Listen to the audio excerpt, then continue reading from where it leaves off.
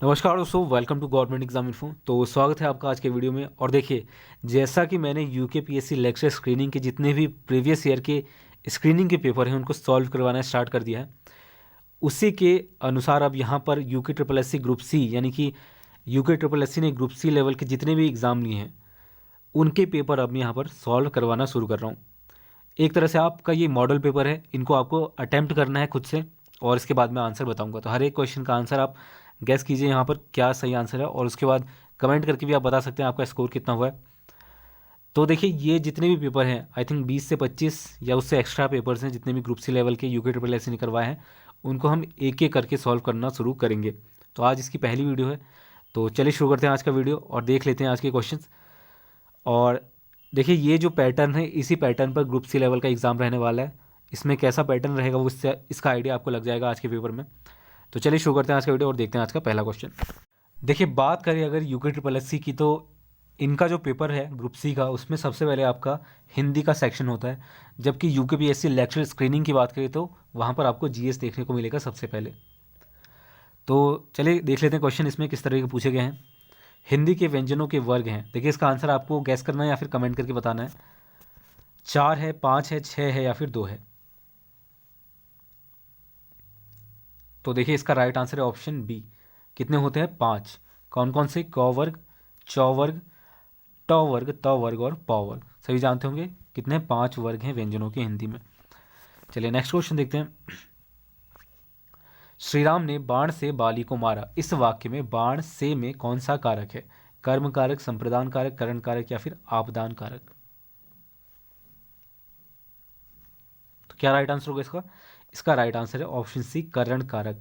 देखिए, जब भी किसी सेंटेंस में से वर्ड आ जाए, जैसे इसमें देख सकते हैं आप, श्री राम ने बाण से बाली को मारा और पूछा भी गया है कि बाण से में कौन सा कारक है, तो यह है आपका करण कारक। ऑप्शन सी इसका राइट आंसर है। इसके बाद अगला क्वेश्चन देखिए।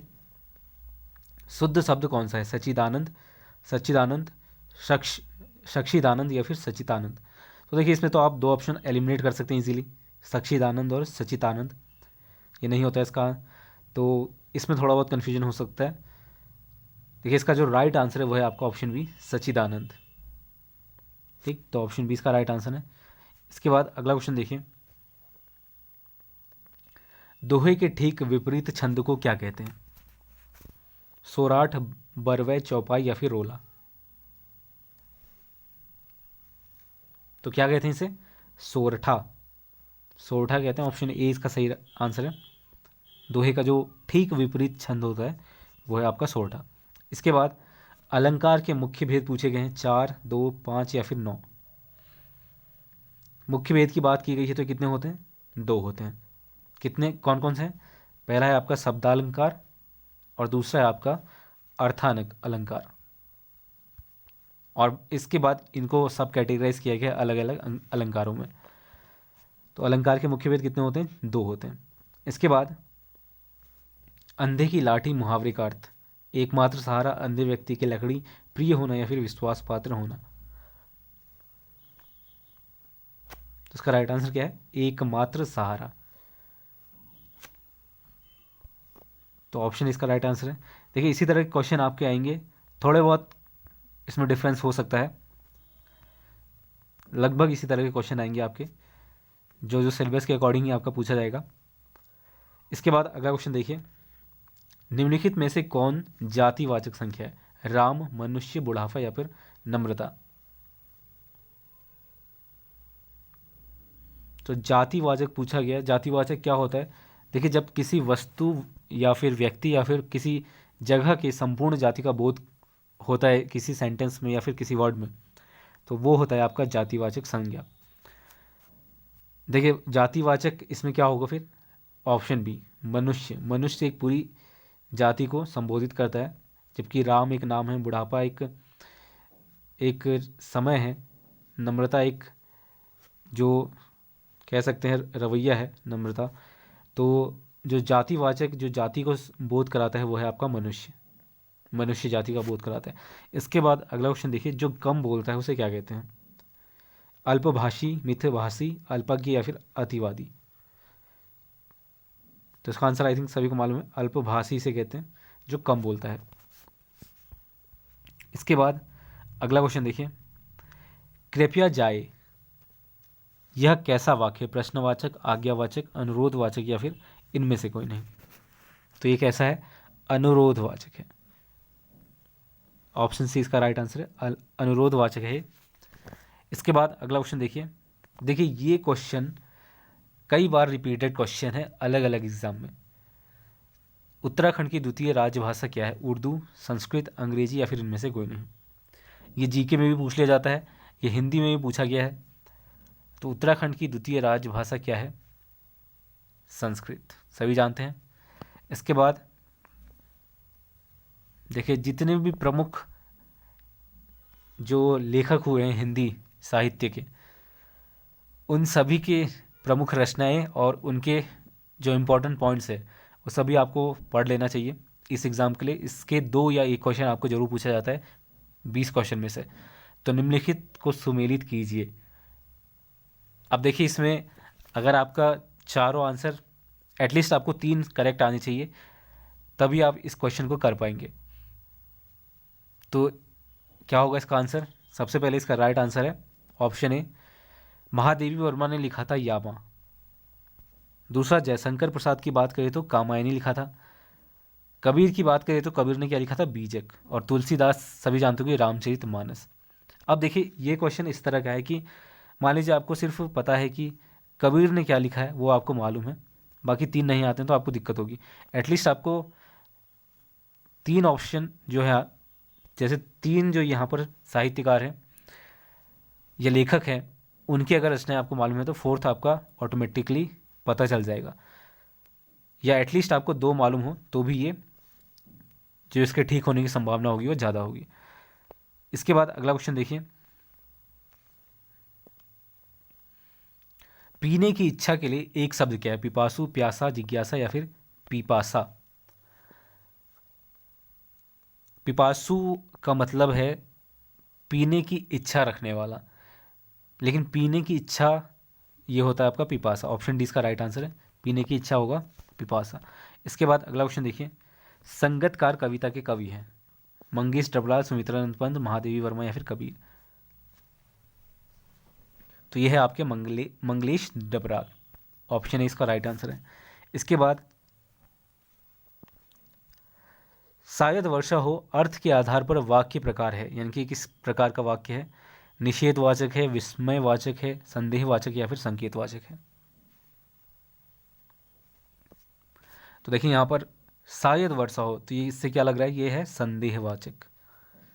इसमें डाउट है, श्योरिटी नहीं है, तो संदेहवाचक है। ऑप्शन सी इसका राइट आंसर है। इसके बाद देखिए, हिंदी दिवस कब मनाया जाता है?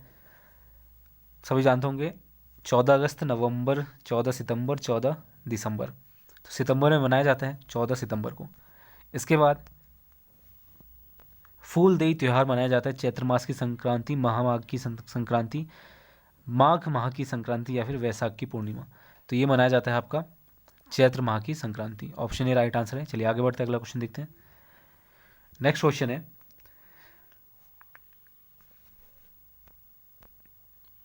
हिंदी भाषा की लिपि है देवनागरी, रोमन, गुरमुखी या फिर द्रविड़।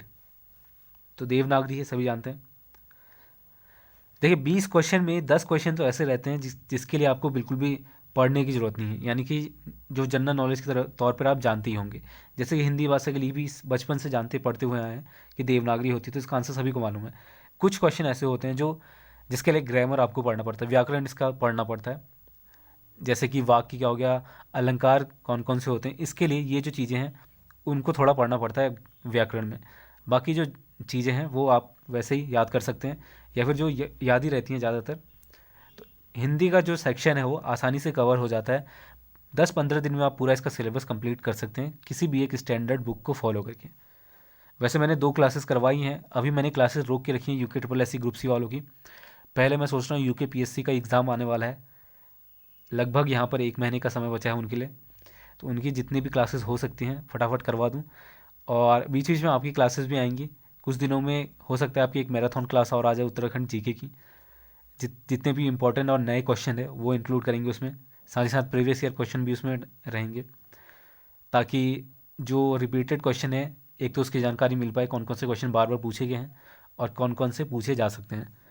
ठीक, तो देखा होगा आपने जो अभी हाल ही में फॉरेस्ट गार्ड का एग्ज़ाम हुआ था उसका पेपर कैसा था। इसके अलावा इससे पहले जो एक और एग्ज़ाम हुआ था उसका पेपर भी देखा होगा आपने। तो एवरेज लेवल का पेपर था, बहुत ज़्यादा मुश्किल नहीं था। चलिए खैर, इसमें देखते हैं अगला क्वेश्चन। दिग्गज शब्द का कौन सी संधि है? दिग्गज शब्द में कौन सी संधि है? स्वर संधि, व्यंजन संधि, विसर्ग या फिर यण संधि? तो दिग्गज शब्द में है आपकी व्यंजन संधि। ऑप्शन बी इसका राइट आंसर है। चलिए नेक्स्ट क्वेश्चन देखते हैं। अगला क्वेश्चन है, निम्न में से कौन सा शब्द वर्तनी की दृष्टि से शुद्ध है? ये क्लास मैंने करवा दी है आपकी वर्तनी, और ये जो राइट वर्ड चूज करने का होता है जिसमें शुद्ध और अशुद्ध निकालने पड़ते हैं जिसमें, तो वर्तनी की दृष्टि से शुद्ध कौन सा है? आशीर्वाद। पहला देखिए, पहला जो इसका प्रोनाउंसिएशन है वो है आरसीवाद। दूसरा है आरसीवाद, उसके बाद है आशीर्वाद, और ऑप्शन डी है आशीर्वाद। तो कौन सा सही लग रहा है? ऑप्शन सी सही लग रहा है, आशीर्वाद। तो यही राइट आंसर है इसका, ऑप्शन सी। इसके बाद अगला क्वेश्चन देखिए, सृजन शब्द का सही विलोम अर्थक शब्द चयन कीजिए। सृजन का मतलब क्या होता है पहले ही आपको मालूम होना चाहिए। विनाश, उत्पत्ति, खोज या फिर आविष्कार। देखिए सृजन का मतलब आपको मालूम होगा तो इसका आंसर आप ऑटोमेटिकली जान जाएंगे। सृजन का मतलब होता है क्रिएट करना, यानी किसी चीज़ को बनाना। तो इसका अपोजिट क्या होगा? विनाश, किसी चीज़ को खत्म करना, तोड़ना, नष्ट करना, विनाश। चलिए अगला क्वेश्चन देखिए। अब जीके के क्वेश्चंस पर आते हैं। दूसरा सेक्शन आपका उत्तराखंड जीके का रहता है, और कई बार इसमें पहले आपका जो इंडियन हिस्ट्री है उसके भी क्वेश्चन देखने को मिल जाते हैं। तो देखिए 2011 के अनुसार उत्तराखंड में महिला साक्षरता प्रतिशत है कितनी है, ये आपसे पूछा गया है। 78.54, 79, 78 या फिर 70? तो देखिए जिसने भी इसका आंसर करा है 70, बिल्कुल सही है। 70 जो है इसका राइट आंसर है। 70% थी 2011 के अनुसार महिलाओं की साक्षरता। अगर मेल्स की पूछ ले जाए, पुरुषों की पूछ ले जाए, तो ये भी नोट कर लीजिए 78.82, ये थी आपकी मेल्स की यानी कि पुरुषों की। इसके बाद अगला क्वेश्चन देखिए, उत्तराखंड राज्य का शैक्षिक अनुसंधान एवं प्रशिक्षण परिषद मुख्यालय स्थित है नरेंद्र नगर, पौड़ी में, हरिद्वार में, देहरादून में, कहाँ पर स्थित है? देखिए जितने भी आपके राइट आंसर होंगे कमेंट करके जरूर बताइएगा। इसका राइट आंसर है देहरादून। इसके बाद सही विकल्प चुनिए। देहरादून योग विद्यालय, नैनीताल हिमालय ड्रग्स कंपनी, हरिद्वार लाल बहादुर शास्त्री अकादमी या फिर उत्तरकाशी नेहरू मॉनिटरिंग संस्थान। तो आपको चूज़ करना है कि कौन सा राइट कॉम्बिनेशन है, यानी कि जगह और ये जो इंस्टीट्यूट्स हैं या फिर विश्वविद्यालय हैं या फिर कंपनी है, कौन सी मैच कर रही है। तो ऑप्शन डी इसका राइट आंसर है, उत्तरकाशी नेहरू मॉनिटरिंग संस्थान है उत्तरकाशी में। तो ऑप्शन डी इसका राइट आंसर है। इसके बाद अगला क्वेश्चन, उत्तराखंड राज्य का मुख्य विद्यालय स्थित है, जो ओपन यूनिवर्सिटीज़ हैं, तो इसमें पूछा गया है कि जो उत्तराखंड का ओपन यूनिवर्सिटी है वो कहाँ है? उधम सिंह नगर, नैनीताल, देहरादून या फिर उपरोक्त में से कोई नहीं। तो आप सभी ने सुना होगा हल्द्वानी में है open university, UOU Uttarakhand open university Haldwani, आपने सुना ही होगा। तो ये नैनीताल में है, हल्द्वानी नैनीताल में। इसके बाद उत्तराखंड के किस खिलाड़ी ने ताइक्वांडो में साउथ एशियन खेल में गोल्ड मेडल जीता है? देखिए उत्तराखंड से जितने भी प्रमुख प्लेयर्स हैं या खिलाड़ी हैं जिन्होंने कोई बड़े प्लेटफॉर्म पर मेडल वगैरह जीते हैं, तो उनके बारे में आप जानकारी जरूर है, इससे क्वेश्चन आपका पूछ लिया जाता है कई बार। तो मनीष सनवाल हैं, सुनील भंडारी हैं, अशोक कुमार है या फिर प्रवीण रावत हैं। तो ताइक्वांडो में साउथ एशियन खेल में जो जीते थे वो थे आपके मनीष सनवाल। तो ऑप्शन ए इसका राइट आंसर है। ये क्वेश्चन देखिए, रिवर राफ्टिंग के लिए उत्तराखंड में स्थान है कोडियाला, हरिद्वार, देवप्रयाग या फिर देहरादून? तो ये है आपका राइट आंसर। जिसने भी ऑप्शन ए सोचा है बिल्कुल सही है, कोडियाला यहाँ पर इसका राइट आंसर होगा। कोडियाला कहाँ है? ऋषिकेश में। तो जगह अगर ऋषिकेश दिया जाए तो वो भी आंसर होगा यहाँ पर। कोडियाला याद रखिएगा, ऋषिकेश कोडियाला। राफ्टिंग के लिए जो, रिवर राफ्टिंग के लिए जो स्थान है उत्तराखंड में वो है कोडियाला। इसके बाद औली मुख्य रूप से प्रसिद्ध है, ये सभी जानते होंगे, स्कीइंग के लिए, राफ्टिंग के लिए, पैराग्लाइडिंग के लिए, आखिर उपरोक्त में से कोई नहीं। तो मुख्य रूप से किस लिए प्रसिद्ध है औली? स्कीइंग के लिए। इसके बाद देखिए 29वां क्वेश्चन है, सुमेलित कीजिए। घराट, शाण, पानी पहला है, दूसरा है ओखली, मूसल, अनाज, तीसरा है कोल्हू, बैल, तेल। तो उपरोक्त में से कौन सा ऑप्शन सही है? क्या केवल एक सही है, पहला वाला सही है, या फिर दूसरा और पहला दोनों सही है, या फिर तीनों सही है, या फिर इनमें से कोई सही नहीं है? तो इसका राइट आंसर होगा ऑप्शन सी, पहला भी सही है, दूसरा भी सही है। ओखली मूसल से अनाज इसका संबंध है, कोल्हू बैल तेल से इसका संबंध है, तो और घराट सान पानी से इसका, तो बिल्कुल सही है। तो ऑप्शन सी इसका शायद, आई थिंक इसका सही है बिल्कुल भी। समझ गए होंगे आप, घराट सान पानी और ओखली मूसल अनाज ये भी सही है, और कोल्हू बैल और तेल। तो ऑप्शन सी ही इसका राइट आंसर है। चलिए अगला क्वेश्चन देखते हैं। उत्तराखंड की दूसरी सबसे अधिक जनसंख्या वाली जनजाति है? बोक्सा, थारू, जौनसारी, या फिर उनमें से कोई नहीं? देखिए इसमें कई बार डाउट होता है थारू और जौनसारी में, पहली कौन सी है? जौनसारी है, ये चीज़ याद रखिएगा। दूसरी है आपकी थारू। तो ऑप्शन कौन सा राइट है इसका? ऑप्शन 20 का राइट है। दूसरा पूछा गया है तो थारू जो है दूसरी सबसे अधिक जनसंख्या वाली जनजाति है उत्तराखंड में, पूरे उत्तराखंड में। अगला क्वेश्चन देखिए, निम्न में से जौनसारी नृत्य नहीं है? कौन सा नहीं है? रासो, बड़ाड़ी, ठुमकिया, या फिर झुमेला? तो कौन सा नहीं है? झुमेला। ऑप्शन डी इसका राइट आंसर है। इसके बाद उत्तराखंड में ब्रह्म कमल पाए जाते हैं, इजी क्वेश्चन है, सभी को मालूम होगा। चट्टानों पर, नदी किनारे, तालाबों या फिर झील में? तो चट्टानों पर ये पाए जाते हैं। इसके बाद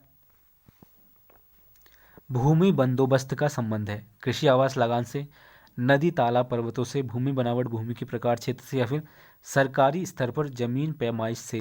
तो ऑप्शन डी इसका राइट आंसर है, सरकारी स्तर पर जमीन पैमाइश से। इसके बाद भारत रत्न से विभूषित हुए थे? मुकुंद लाल बैरिस्टर, त्रिपाल सिंह नेगी, पंडित गोविंद बल्लभ पंत, या फिर अतुल चंद सिलारी?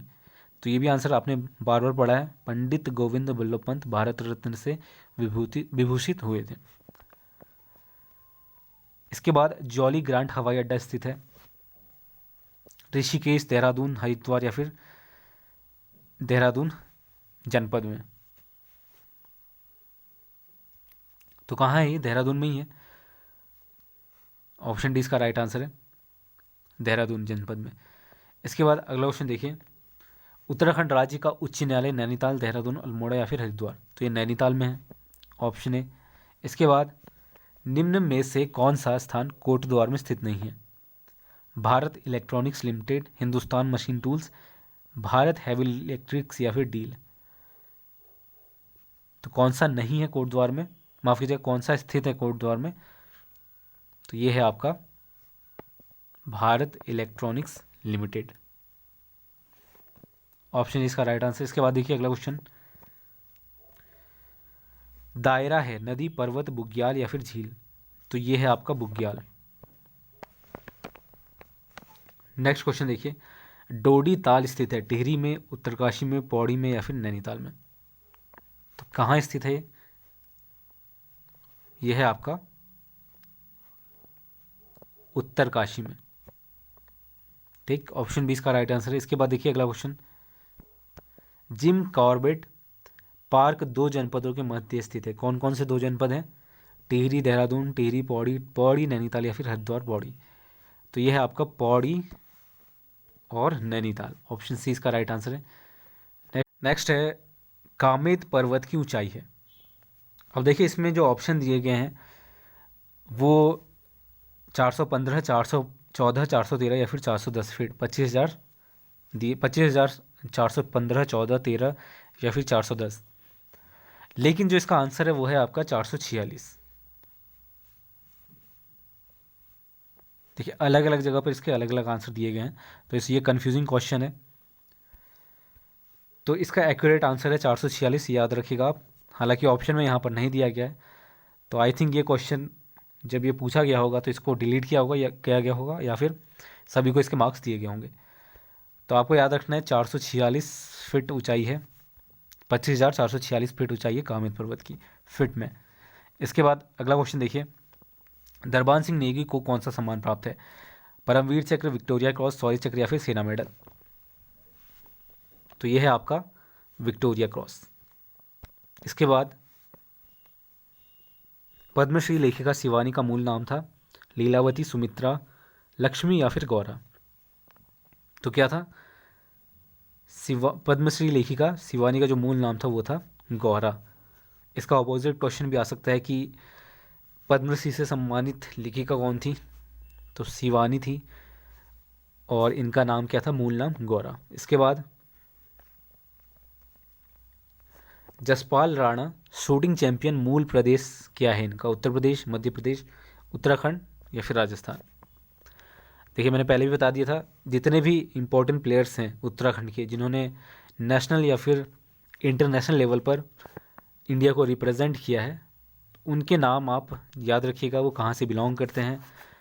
तो देखिए ये उत्तराखंड से ही बिलोंग करते हैं। तो इस तरह के क्वेश्चन आपसे डेफिनेटली पूछे जाएंगे ग्रुप सी में। भारत की प्रथम महिला पर्वतारोही कौन है? कौन है? संतोष यादव, स्मिता थापा, बछेंद्री पाल या फिर रीना बिष्ट? तो कौन है? बछेंद्री पाल। इसके बाद अगला क्वेश्चन देखिए,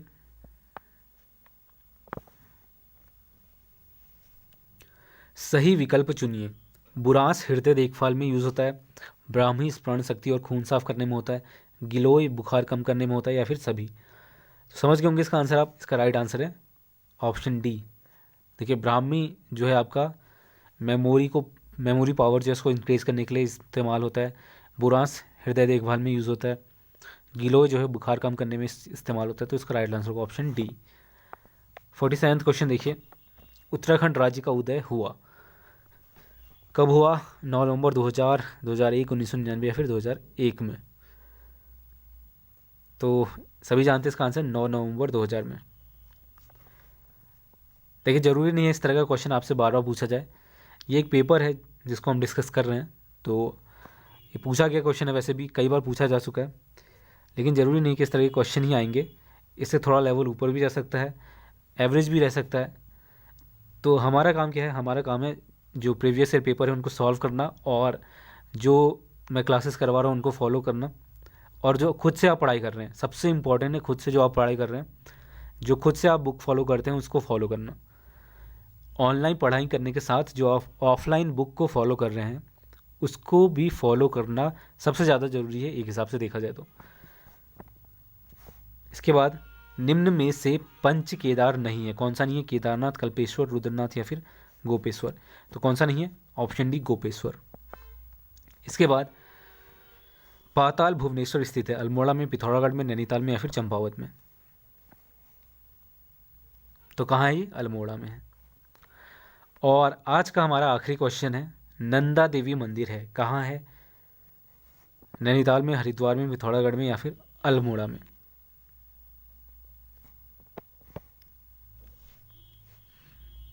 तो जो नंदा देवी मंदिर है आपका वो कहाँ है? पिथौरागढ़ में। ठीक, ऑप्शन सी इसका राइट आंसर है। देखिए इसका जो आंसर है एक्चुअली में ऑप्शन डी इसका राइट आंसर है, तो इसको ठीक कर लीजिएगा, ऑप्शन डी इसका राइट आंसर है, अल्मोड़ा में नंदा देवी मंदिर है।